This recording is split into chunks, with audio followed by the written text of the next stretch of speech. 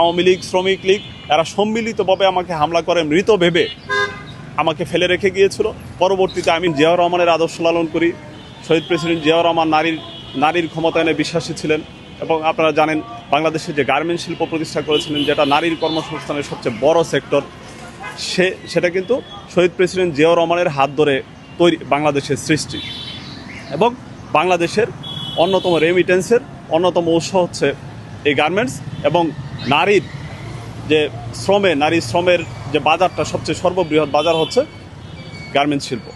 তো বিএনপি এবং জাতীয়তাবাদীরা সবসময় বিশ্বাস করে বাংলাদেশের রাষ্ট্রের যদি আমরা উন্নয়ন চাই, সমাজের যদি আমরা উন্নয়ন চাই, তাহলে নারীর অংশগ্রহণ সর্বক্ষেত্রে এটা বাধ্যতামূলক। ছাত্রদলে যারা নেতৃত্ব প্রত্যাশী প্রত্যেকেই নিজ নিজ যোগ্যতায় বলিয়ান। আমি আমার জায়গা থেকে আমার নিজের কিছু স্পেসিফিক যোগ্যতা আছে। প্রত্যেকটা প্রার্থী নিজ নিজ জায়গায় যোগ্যতা সম্পন্ন, প্রত্যেকেই ত্যাগী, প্রত্যেকেই নির্যাতিত, প্রত্যেকেই জেল জুলুমের শিকার।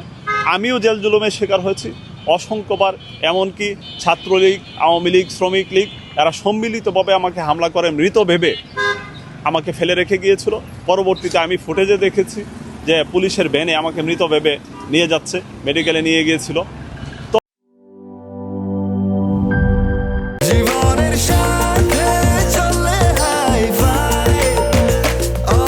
স্বাস্থ্যকর অল টাইম, সব সময় অল টাইম হেলদি লাইফ।